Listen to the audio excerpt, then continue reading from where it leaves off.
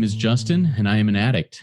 I've been actively working the steps in the rooms of recovery since September of 2013, and am grateful to be sober one day at a time, thanks to my God, the steps, and the fellowship of other addicts.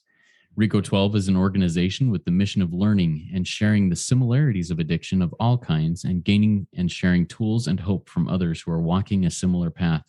Speakers from our past meetings have represented many fellowships and identify with addiction with such variety as alcoholism, drugs, food, sex, gambling, theft, just to name a few. Each Friday at noon Central Time, we hold a live lunch hour speaker meeting with a recovering addict from anywhere on earth, pertaining to any or no faith tradition, and with any background who shares their experience, strength, and hope on a specified recovery topic of their choice. Now we are crossing the halfway mark of our 12-week series on each of the 12 steps of recovery. Our speaker today will share for 20 to 25 minutes on his experience with Step 7, and then the live audience gets the opportunity to ask questions of him for another 20 to 25 minutes. To get weekly invites to join us each week on these live speaker meetings, please go to RICO12.com. That's RECO12.com, and submit your email address there to get the reminders and links. Donations and podcast ratings and reviews are greatly appreciated, and details on doing that will be in the chat of the live meeting and in the show notes of the podcast. And just so you know, reviewing and rating the show is a great way to help get the message out to more addicts who suffer and are seeking tools for recovery.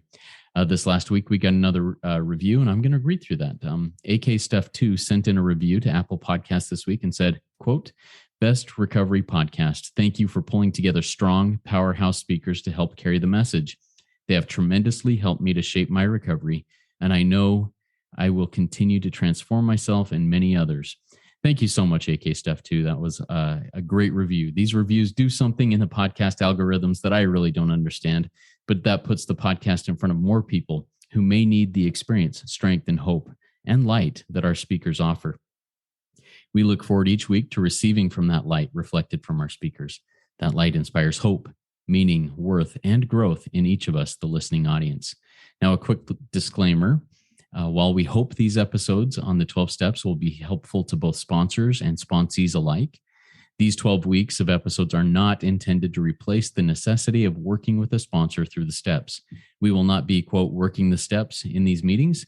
They are meant only to be a supplement and informative reference on what the steps mean and why they are important to the individual speaking about them. Step 7 is humbly asked him to remove our shortcomings. Now, today's speaker is Jon R, and here's a little bit about him. Jon R struggled with addiction throughout his teenage years and went into residential treatment at the age of 19 for alcohol and drug abuse and drug use. After treatment, he earned a degree in psychology and an MBA. Upon graduation, he got married, started a family, and within months of finishing his MBA program, Jon was diagnosed with advanced stage thyroid cancer in early 2003. As a result of complications from his first surgery, Jon was prescribed oxycontin.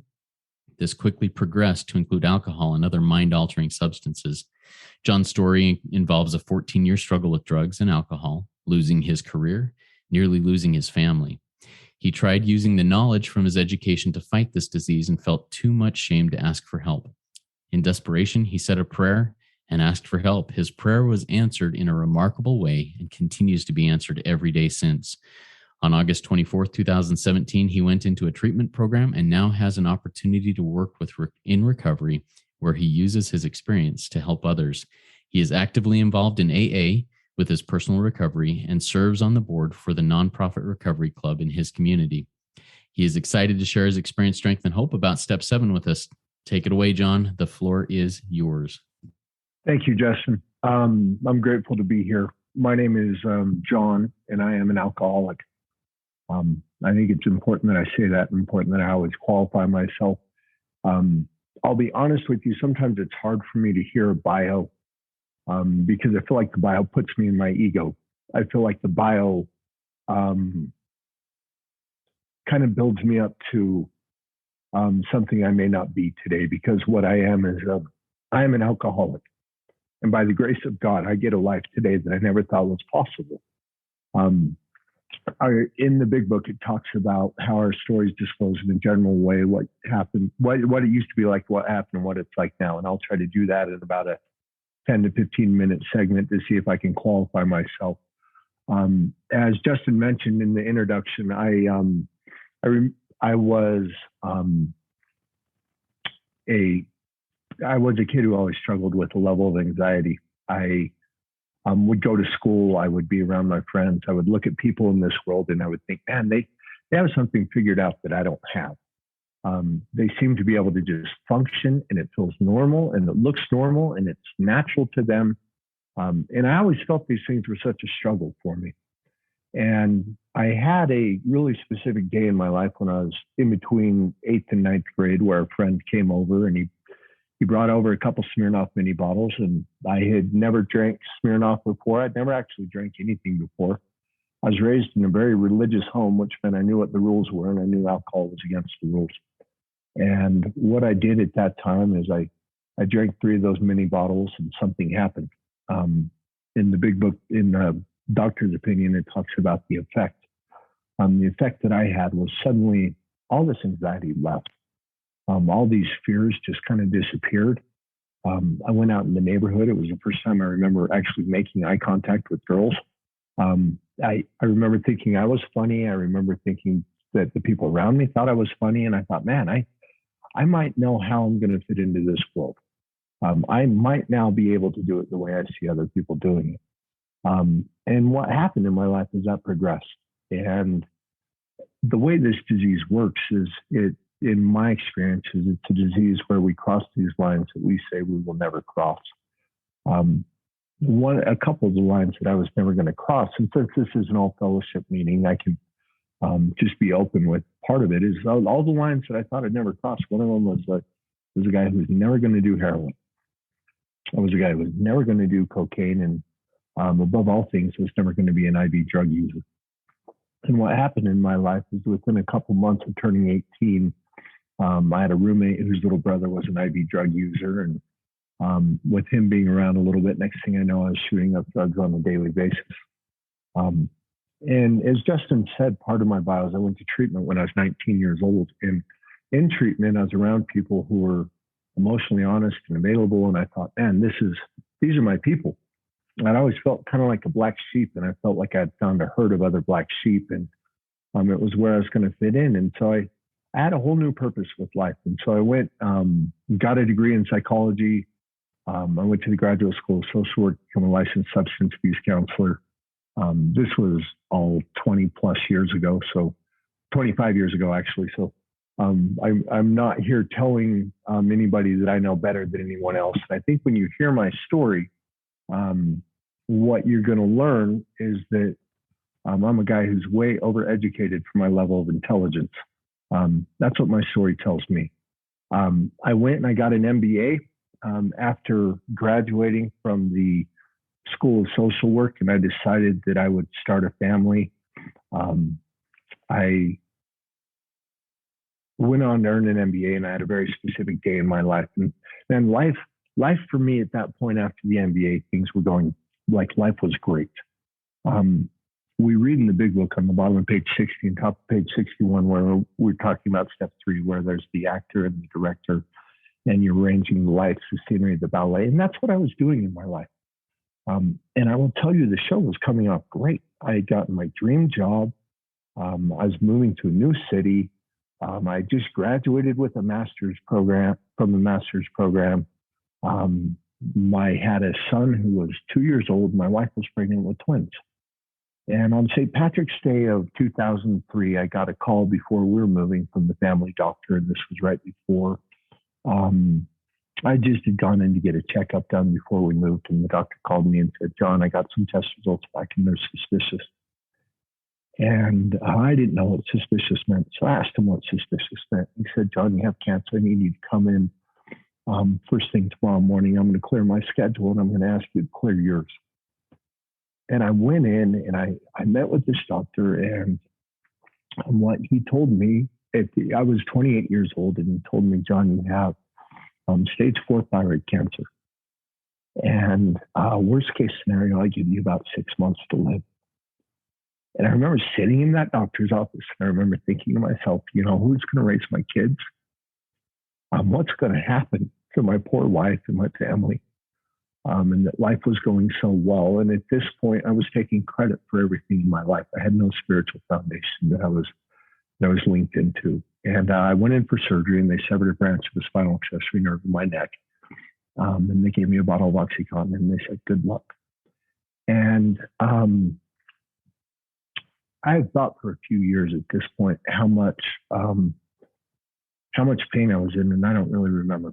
What I remember is that every time I took a pill, I felt better. The anxiety, the fear, all of that left me. And I just was living in a way where I knew I was dying. And after the treatment and radiation, and I went in for a couple more surgeries, and the last surgery I had was at the Mayo Clinic in Rochester, Minnesota, and I went up there. And after the surgery, they did a body scan, and they gave me a clean bill of health. And the doctor came to me, and the doctor said, "Jon, I have great news for you." And he said, "We got it all." And I think for the normal person, that would be great news. For me, I remember sitting there thinking, now, what am I going to do with my life? I was hooked on pills. I was drinking a bottle a night to fall asleep. And my life was a mess. And then I had this great thought, and the thought was this: Jon, you have a master's degree in drug and alcohol. Pull yourself out of it. And so for the next 10 years, I did everything I possibly could on my own to pull myself out of it. I think this disease is an interesting disease because I think sometimes the harder we work on it, the worse it gets. And the worse it gets, the more effort we put into working on it. And what I was in that vicious cycle, and I had just gotten to some really low points. Over the next 10 years, I'd lost all the jobs that were important to me. I had turned my back on everybody that cared about me. And it was the summer of 2017. And here's what happened. We were going on a family vacation in Newport Beach, California. And I'm going to tell you, I love Newport Beach. I was so excited. I don't know what it is about Newport Beach. It feels like every time I've been there, it seems like it's 80 degrees to 85 degrees. And it's always the right kind of 85 degrees. The sun's always setting over the ocean. And it's this beautiful little town. And I was so excited to go. And it was a couple of days before the vacation. My wife came to me. And my wife let me know I was uninvited. And she's heard me tell my story a couple hundred times. And she pulled me aside a couple of years ago and said, "Man, you keep telling people you were uninvited." And she goes, I got to tell you, you were never invited to start with. I just had to tell you. And I thought, wow, it's a little harsh, but very accurate. And so my wife and kids went on this vacation, and they called me while they were gone. And the odd thing was, is this wasn't the first vacation I was invited on. But this one, for some reason, had an impact. And they went on the vacation. They called me, and they told me it was the best vacation they'd ever had. And I knew it was because I wasn't there to ruin it. And I was home alone, and our book talks about this place we get to, this pitiful and incomprehensible demoralization. And I'll tell you where I had gotten to was a point where my life had never felt so heavy. It was too heavy. And I would wake up in the morning, and I would think, Jon, if you can simply survive today, tomorrow's got to be better. And when I'd wake up tomorrow, it would be worse. And I had tried everything I could think of for 10 years. And the only thing that I had left, I went around the entire house. I locked all the doors. I pulled the blinds. And I'm not even entirely sure why I did that. And I went down to a room in the basement, and I sat on a bed, and I locked that door. And I said the most sincere prayer I've ever said, which was, God, if there's a way out of this, please help me. Because I knew I couldn't do it anymore. And at the time, I felt like I didn't care what the help looked like. I just knew I needed help. Within a day of saying that prayer, the job I was barely holding on to called me and told me not to come in anymore. My wife came home from Newport Beach, and she had this resolve on her face that I'd never seen. And she just said, Jon, I don't care if we stay married or get divorced. You have to leave. My kids, I had 4 kids. I have 4 kids. Couldn't get these guys to make eye contact with me. And I went and asked family members for help. And they looked at me and said, man, we'll help you, but we're definitely not going to help you your way anymore. And the day after that, I had the chance to go to rehab. And what this experience has taught me is that sometimes in my world, when I think my world's falling apart, it's God's way of bringing it together. But I'm pretty emotionally tied to my life, and when I'm in the middle of it, I can't see it. I needed to not have a job. I needed to not have a place to live. I needed to not be bailed out so that I would actually go get the help I needed. And I went into treatment, and I had to start figuring out what I was going to do and how to build my life. Essentially, like how to put a foundation into my life. I was such a mess. And one of the things that kept being told to me is that I had to work on getting honest. And I was a guy who really struggled with honesty. I would tell people, like, the way I describe that is, I'm somebody that, like, if I went to eat breakfast at McDonald's, but I thought Justin liked Burger King and Justin asked me where I ate, I'd tell him Burger King. I'd say, yeah, man, we both like Burger King, right? And if the truth would work, I'd still give someone a lie. And I don't know, it was just kind of part of where I had gotten in life. And I knew I had to deconstruct that and get honest. My wife came into treatment, and I was in there on my 20-year wedding anniversary, and she asked me some tough questions. And I had committed to being honest with her. And one of the questions that she asked was that I'd stay sober and that I'd not relapse. And the counselor who was with us looked at her and kind of laughed and said, he can't promise that. But what he can promise is that he'll be honest and transparent going forward. And if he's honest and transparent, you'll see anything long before it happens. And I committed to that. And as I was walking my wife to the door, she asked me some really tough questions about our marriage. And I remember getting honest with her in that moment. And I watched my wife of 20 years drive away, and I thought, it's possible I may never see her again. But this backpack that I'd been carrying around that had to be 200 pounds, I finally got to set it down. And I thought, there's a way through this. I'm grateful that I went to a place that worked the steps, that emphasized the steps. I worked the steps multiple times in my life since then. And I'm grateful for the opportunity to be here to talk about step 7. That was kind of the beginning of this life that I have today.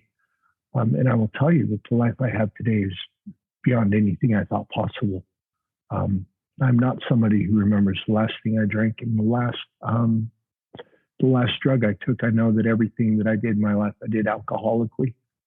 And I remember at times I just wanted to have a sober AM. I just felt like if I could get one sober day, that would be enough. And for the last 5 years, I couldn't get one single sober day. And so I am somebody who can very gratefully tell you today that I have been relieved of the obsession of the mind. And it is as a result of working these steps. I didn't think the steps would be the answer. Somebody had pointed the steps out on the board to me, and I looked at them, and I had read ahead, because I'm an alcoholic. So I read all 12 of them when I was only on step 1.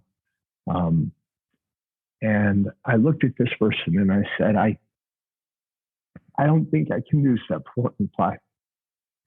And I said, I know I can't do 8 and 9. And this person put an arm around me and he said, John, we call them steps for a reason. He said, you haven't taken the first one yet. He said, you got to take the first one. And after you take that, your view will change. And when your view changes, you'll be ready for the next one. And there are times in your life where you actually hear something and times where you feel it. And when he said that, I felt it.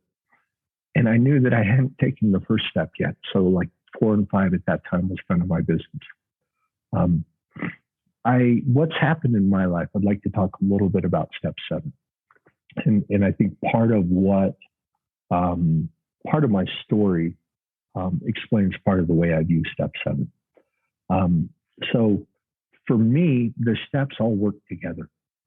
You can't necessarily have one on its own that's going to be the changer. They work together. And I didn't think the steps would work for me. I remember looking at the steps. I remember reading ahead, and I remember thinking, man, that has got nothing to do with my employment. I don't see any answers there for my marriage. I don't see any answers there for how to get like financially solvent again, all these things that I really thought were my problems. And they said, John, what we need you to do is focus on this. And when I focused on that, what the steps were able to do is bring a power greater than me into my life. And today I can tell you I implicitly trust that power. So I remember looking at step 3 and thinking, how am I going to do this? Like, I need somebody to tell me what God is, so I know whether or not I can follow the rules. And my sponsor had sat me down and asked me like my opinion of God, and I kind of explained it to him. And I had been, I'd had a lot of experience reading books, and I'd actually done a study abroad in Jerusalem, and so I could explain God as far as whether it was Islam, Judaism, Christianity, and I was kind of waiting for my gold star. After the conversation, and my sponsor looked at me and laughed, and he said, John, there's one thing that's clear to me. He said, you don't know shit about God. And he said, so what I need you to do is I need you to change the verbiage in step 3 to make a decision to turn my will and my life over to the care of God, as I don't understand it. Because, John, for you, the important aspect is that you know that God couldn't would if he were sought, and your job is simply to be a seeker. So at that point on step 3, I decided to be a seeker. I have sought God. I wake up and I ask for help every morning. I go to bed and I say, thank you. And I bring this higher power into the details of my life during the day. I went, I wrote everything on step 4 and 5, and I couldn't see how this had anything to do with anything. It was the stuff I didn't want to talk about. It's the stuff that I didn't think I needed to get rid of. It was the to my grave stuff. And I sat down with another human being and went over those things. And I had a great sponsor who was willing to pull me apart and show me my part.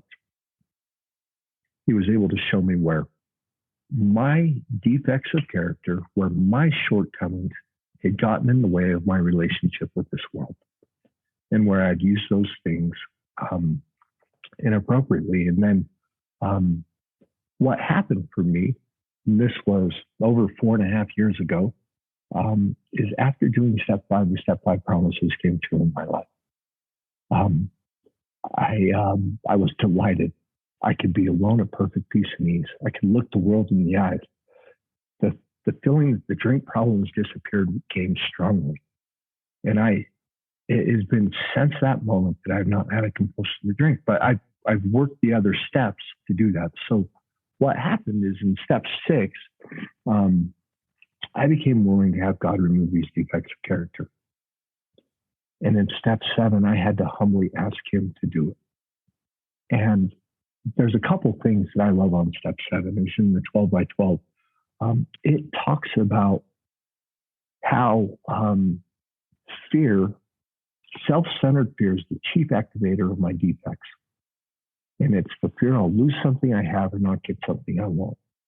And I look back in my life and I look at all the times where I had so much anxiety, and I look at all the times and I realize that my life had been run by fear.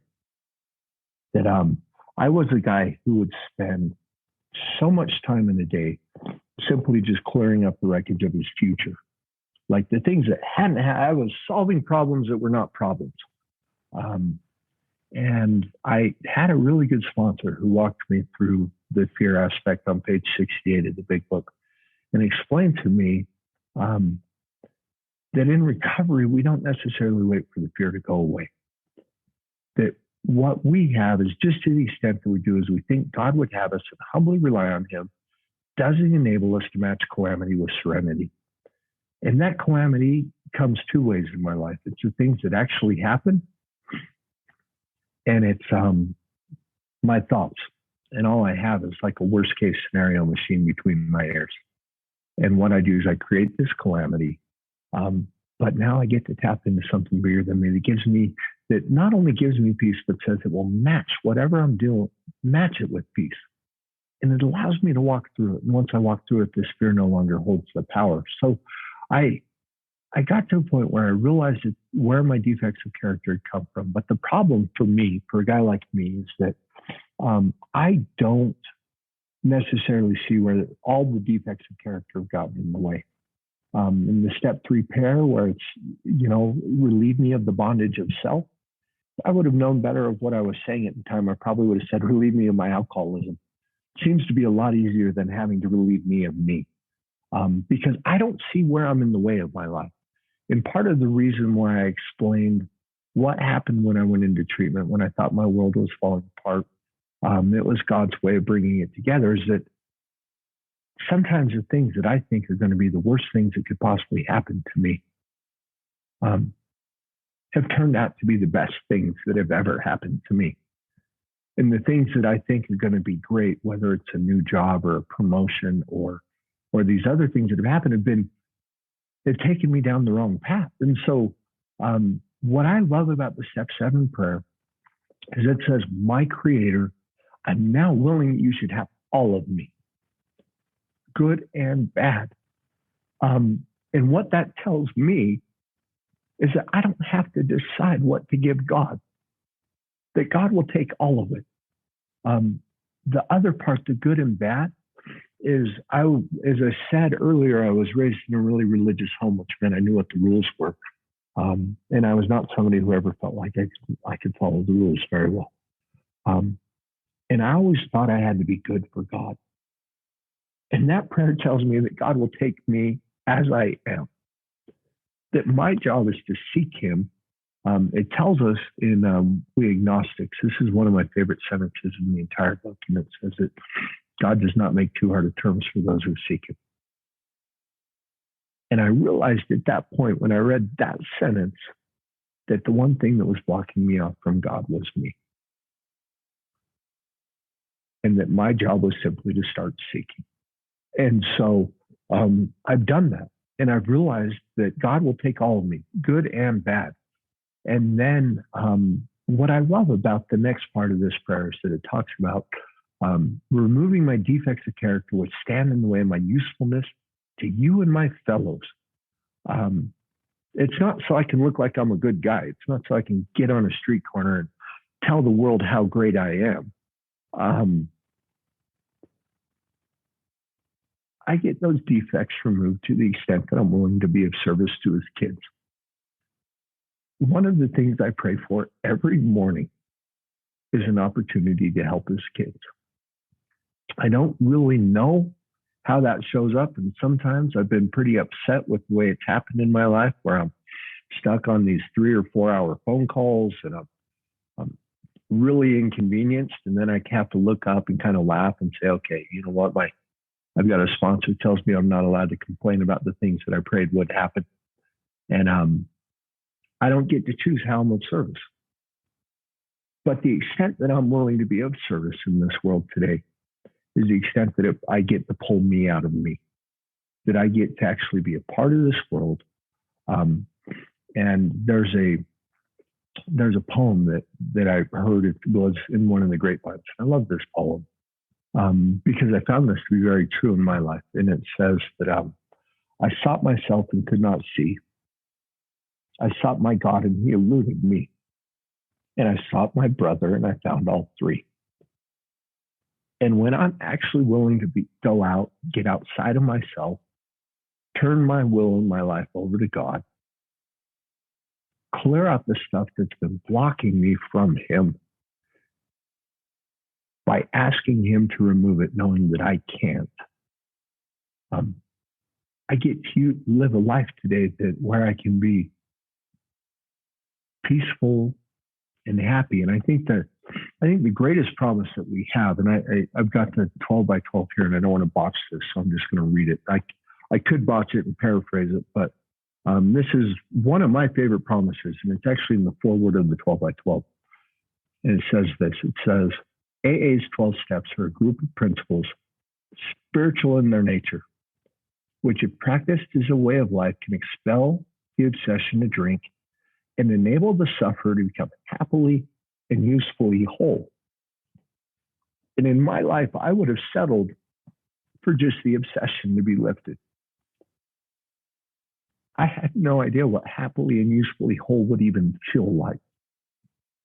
And I've realized that all I've wanted in my life is to feel whole. All I've wanted to do was be okay being me. And through the 12 steps and through a relationship with God, I get that today. And it allows me to be of service and allows me to be a part of this world in ways I never thought possible. So step 6 in the 12 by 12 talks about this is the step that separates the men from the boys, the step that separates the women from the girls. It's the big step because we're finally getting ready to get rid of this stuff that we've held on to that we felt like is the stuff that protected us. The book talks about how alcohol is but a symptom, so we get down to causes and conditions. And what we're willing to do is remove some of those causes and conditions. I can't do that. I look at my life and I know I can't do that because I've got proof and evidence of me trying to fix myself for 10 years.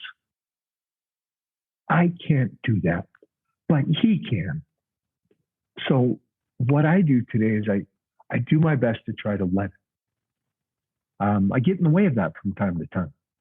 I'm human, and I learn these beautiful lessons. And one of the most beautiful lessons I learned was actually at a diner, if you can believe it. And the waitress came up to me because I'd always felt I had to be so perfect, and I always thought I had to do things the right way. And it was amidst COVID, so there were only like 2 groups of 2 in the entire restaurant. And she came up, and the other group of 2 had left, and I was there with somebody meeting for lunch. And she came up and she said, I accidentally gave this other person your ticket, and they left and they paid for it. Can I give you theirs? She said, it's about the same. She said, I feel really bad about this, but I'm human and I make mistakes. And I thought to myself, what a beautiful lesson. Like, I'm finally okay. I can be happily and usefully whole to the extent that I am today, knowing that I'm human and make mistakes, but I have a creator who will have all of me, good and bad. And all I have to do is humbly ask him. And so I love the process of step 7. I think it's the step 7 prayer ends with amen. And the way that I read it is a step 3 prayer that starts with God, I offer myself to thee to build with me and do with me as thou wilt, relieve me of the bondage of self that I may better do thy will, but doesn't say amen, is the beginning of the process in step 3 that we do in 4 and 5 to see what these things are. In 6, we become ready and willing to have him take him. And then 7, we just humbly ask him. And the reason we have to humbly ask him is because we know we can't do it.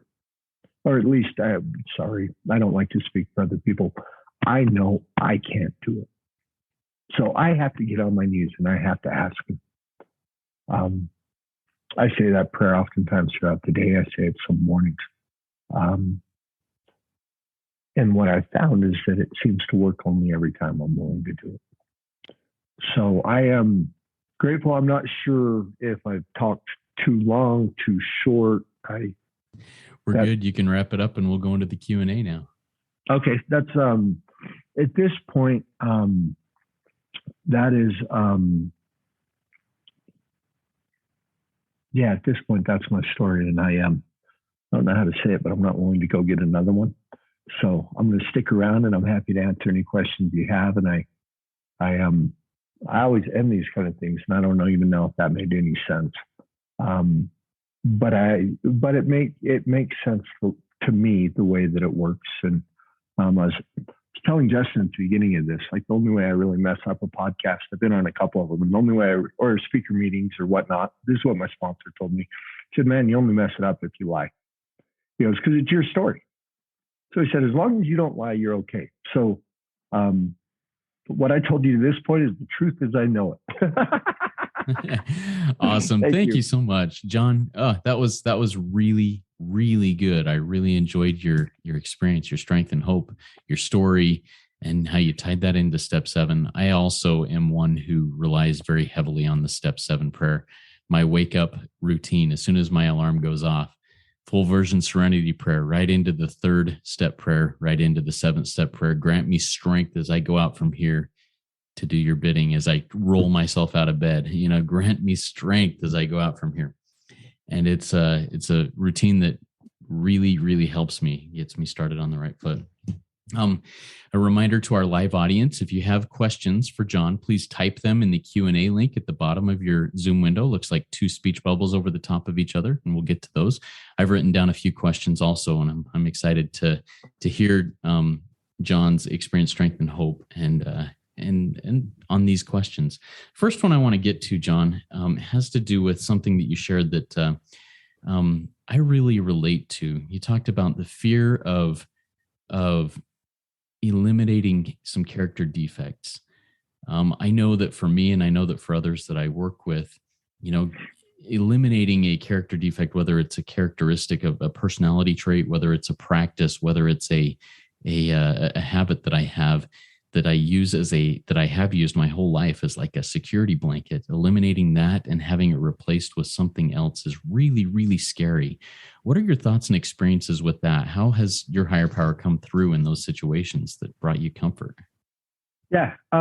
So absolutely. That, and one of the things that I sometimes reference is I heard a speaker tape one time, and on the speaker tape, this guy was talking about how he walked into a meeting, and he walked into the meeting a little bit late, and he sat down by a newcomer, and the subject of the meeting was eliminating character defects. But since he walked in, he didn't know what the topic was. So he asked the newcomer what the topic was, and the newcomer looked at him and said, "I don't know, suicide?" And for me, like, I just laughed. I'm like, oh yeah, I totally get that, because I was quite literally my character defects. And for me to eliminate those things, I didn't know what would be left. And so part of it, what I think, like the way I perceive this program, is part of this program is trying to figure out how to grow God in our lives. And the only way that I know how to grow God in my life is to shrink me. The things I like, I want, I don't want, the way I think things need to be, and get me out of the way so that he can have more of a presence. And so I told you honesty was a big one for me. And I was so afraid to get honest with people, because I told them I didn't have a problem for so many years. And I didn't want my neighbors to realize that I went to treatment. I didn't want my kids to realize that I was going to treatment for drugs and alcohol. I had told them I had had cancer and that I was still sick from all of that, when really I just never recovered. And what happened for me, and I didn't want to talk to my wife. I didn't want to get honest about infidelity. Like, no one wants to have to do that, especially with someone that they love.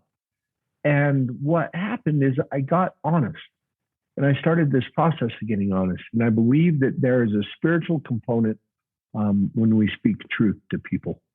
And so when I started speaking truth, and when I started understanding my truth, and being able to communicate that with people, suddenly a lot of these things that I was trying to protect went away. I was without the defense.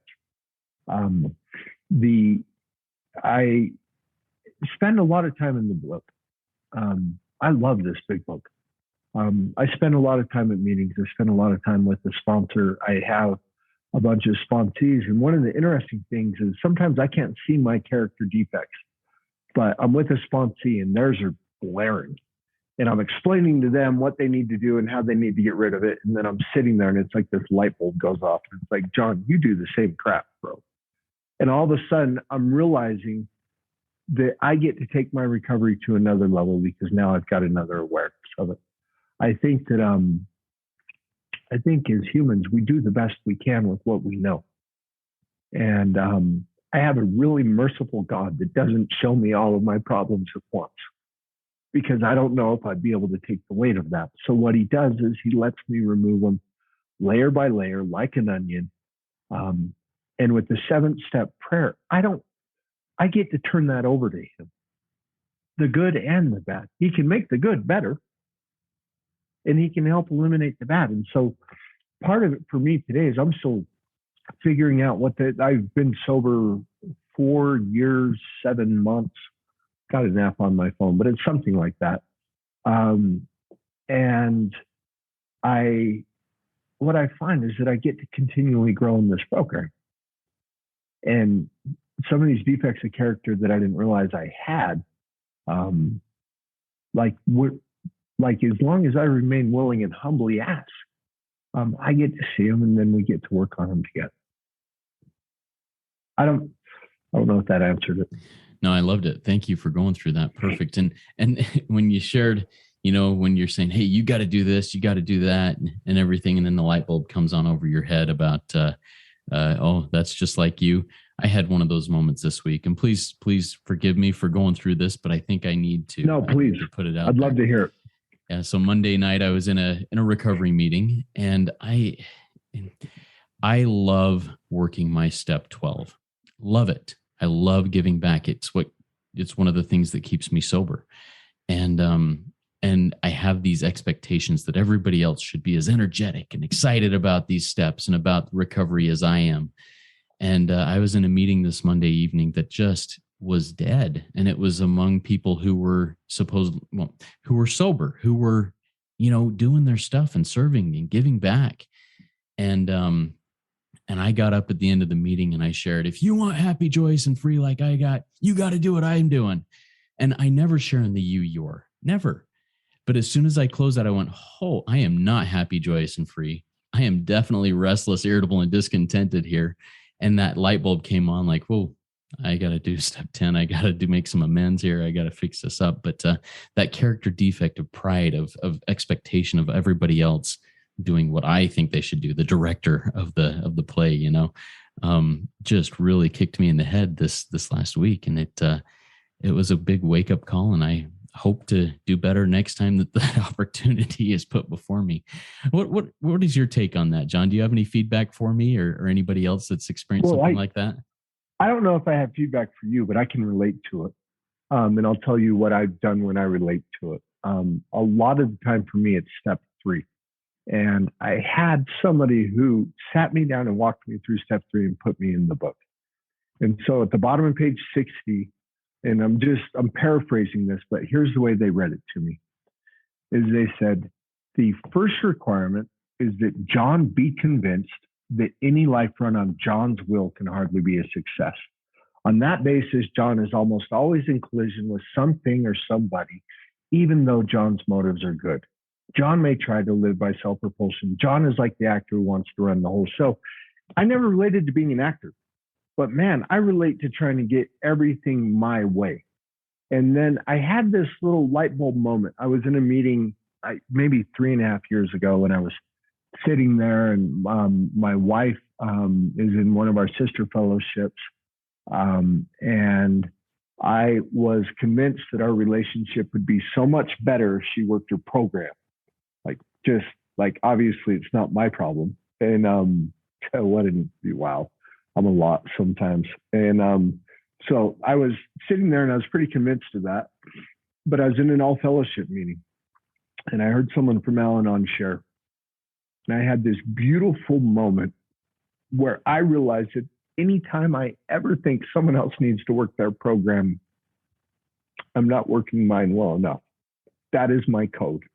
Like if I think, oh man, this person needs to work a program, my life should be okay regardless of what other people do.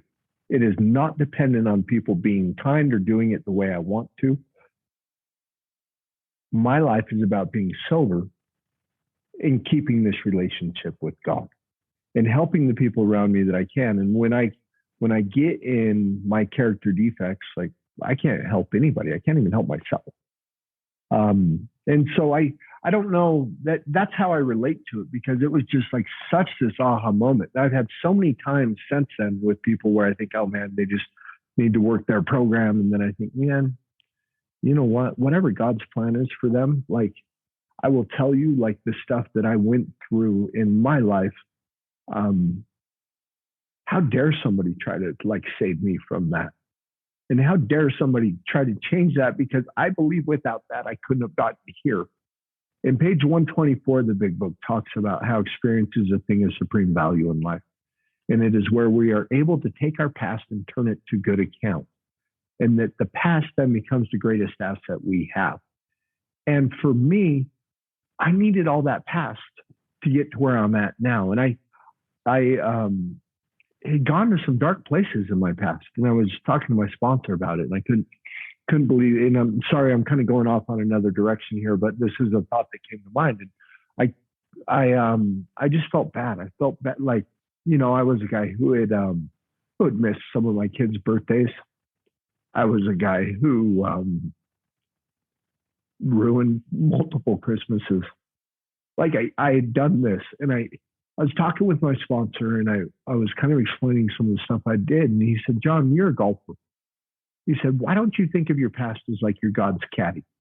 You're going to have somebody who comes to you and says, 'I don't know how to work through this,' and you're going to pull an iron out of the bag and say, 'This is how I hit this shot.'" And he said, "It will become your greatest blessing." I've done a ton of step fives with people, and I can't think of a single thing in my dark past that I haven't been able to use for someone's good. And that's part of where all of this gets transcended for us. I don't know if that's... Oh, very helpful. Thank you for going down that path there. I want to close up with my final question for you from the Step 7 prayer. My Creator, I am now willing that you should have all of me, good and bad. I loved how you talked about that good and bad. For me, in my mindset, it's often, yeah, you can have all of me, good and bad, but the bad is the stuff that I'm really giving to him. And the good is, hey, I've got this tree with a couple of really strong branches. I want to keep those there. The bad, you can totally prune those out. Well, I think that creates an unbalanced tree. Tell me a little bit about how much comfort or how that helps you in your life to give up the good and bad to God to make with you what he will. Yeah, I heard this analogy once, and I thought it was almost a little bit blasphemous, but then I realized that it was something that I had done my entire life, which was I treated God like Santa Claus. Like if I had been good, I could ask for help if I felt like I had earned it. And if I felt like I was bad, I was on the bad list, and like I was shut off from that. And one of the blessings that came to me when I understood that prayer and when I read it and kind of meditated on it is that I realized that to a large extent I am as God made me. And when I bring God into my life, I'm able to become what he would have me be. And I can't do that on my own. So there were two aspects to it. Is one, it allowed me to open that relationship, the channel of my connection with a higher power, because I didn't feel like I had to earn that. I felt like I had that regardless of whether I thought that like my day was a good day or a bad day or how I was acting. I could still reach out to that. The other aspect for me is that the good and bad is initially I thought, man, just fix the alcoholism. I'll be responsible for my finances. Like, let me be in charge of my sex life. Like I got all this stuff. Just fix the glaring problem. And what I didn't realize is that it was all of it. I thought it was I didn't realize that alcoholism was but a symptom. And when I'm willing to let him have the good and bad, I get down to causes and conditions. I don't know anything that is good about me that God can't make better. And I don't know anything that is bad about me that he can't improve. And so when I'm willing just to turn me over as I am, what it really does is it gets me more out of the way. And I think it gets the ego out of the way, because there are some things that I'm starting to take credit for that I'm holding on to, saying, oh yeah, I do this well, so you don't need this. Well, man, I don't do anything well. I destroy my life very quickly. And it goes down in like a ball of fire when I'm on my own. And that's what I do well. And to not do that today, I get this power greater than me, and I get these steps, and I get people that I can connect with. And I don't know if that's the answer, but I know that's how I understand it. And it's a beautiful understanding. I really appreciate it. I don't do anything well except go down in a ball of fire either. Love that analogy. Jon, before we close up, do you have any final words of wisdom that you'd like to share with us?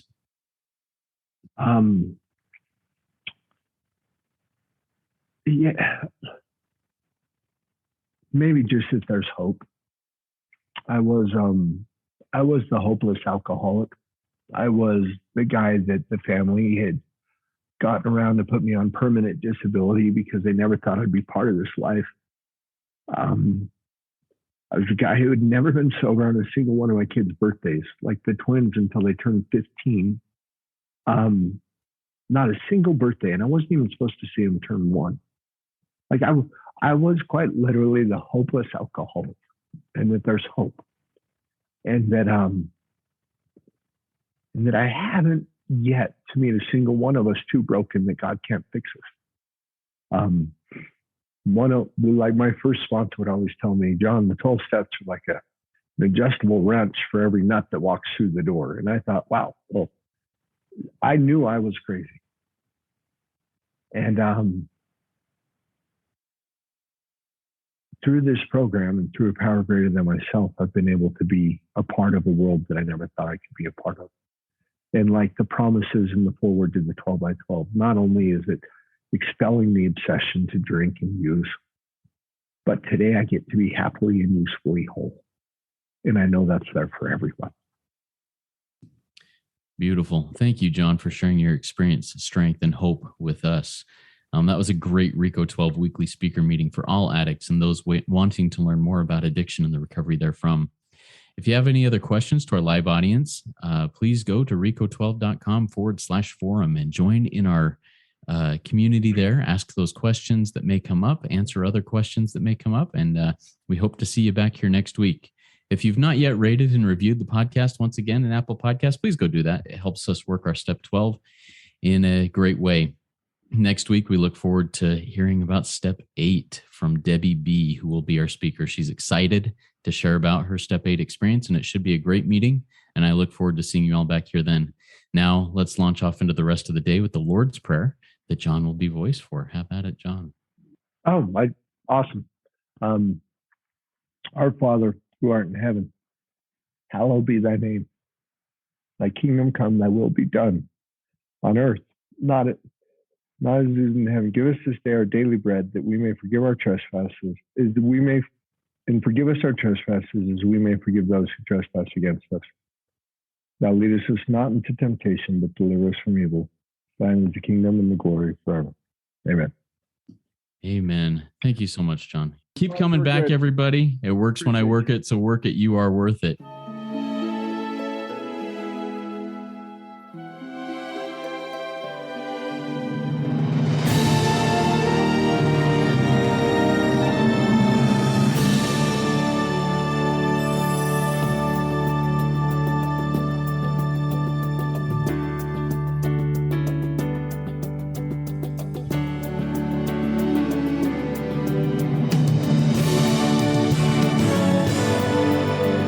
Standing still a moment, carving out this time, reflecting on the landscape of this life of mine. Peaks too high to conquer, streams too wide to cross, troughs too deep to walk through without incurring loss. Yet here I am, still standing tall, despite the rough terrain. One like me survived the storms and walked through wind and rain. Still standing, I will fight the good fight, still searching for glimmers of light, feet still on the ground. I can still be found, standing still.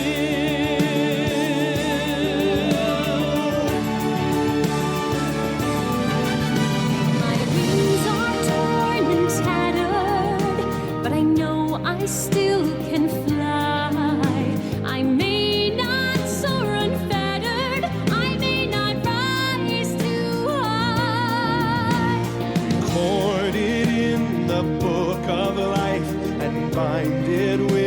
sea.